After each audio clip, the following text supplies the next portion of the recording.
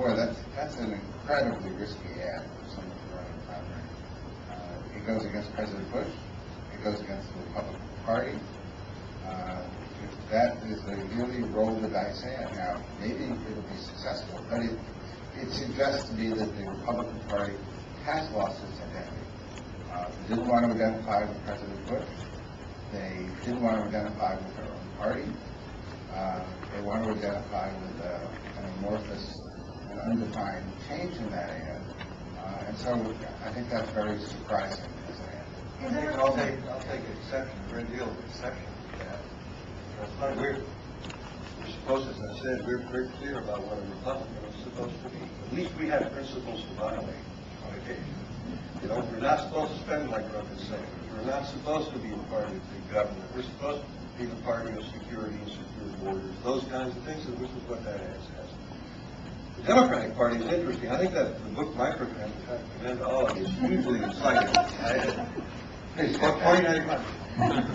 But tremendous insights in it. But one of the things that I would take exception to, I think it helps us at where the Democratic Party is.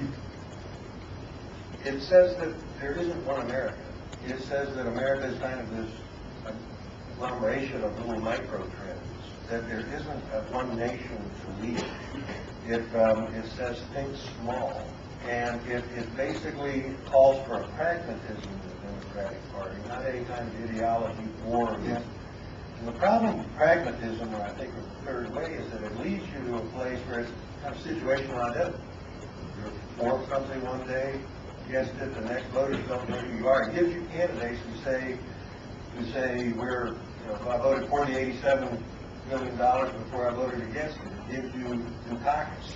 And you get lucky and you get a super candidate like Bill Clinton, you can overcome some of these things. But if you, I think even your partner, Doug Schoen, said one of the problems with the Democratic Party is becoming a checklist party. Well, as the party identity, I think we at least have principles that we will defend, and on occasion, you know what, we can do better. I'm not sure what the Democratic as the author, I think I can say that the book actually stands for quite the opposite. What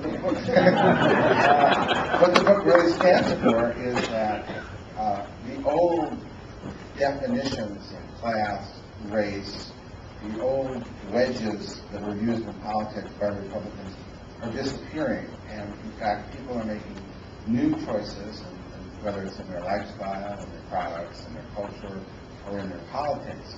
And these new choices are creating a very different, much more diverse America. And as America becomes more diverse, less class and race driven, then the wedge issues Republicans have used disappear, because the country becomes unified around a set of common values that enable it to be different.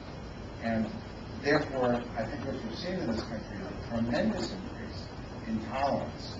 And that tremendous increase in tolerance makes the old style Republican campaigns that we've seen outdated. And I think it's actually provided a unity in the Democratic Party that you see now, a clear direction and absorbing of new groups like the net roots, whereas the Republican Party, I think, has lost its identity. I think that spot shows the kind of confusion and turmoil that they're going through right now. This is